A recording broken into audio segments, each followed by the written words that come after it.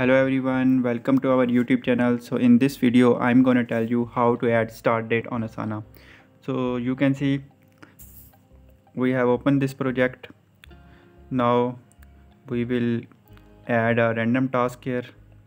Just click on add task. Now type the task name like I am typing the random name to add start date. Now just click here, new tab is open. Now you can see there are multiple options here. So in this section we will add start date. Just click here, you can see all these options, but now this is no due date option. So we just click here and we will add the start date, like I am adding the random date. So now this is our start date.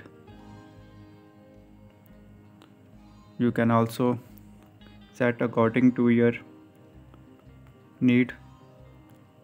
So in this way simply you can add start date on Asana.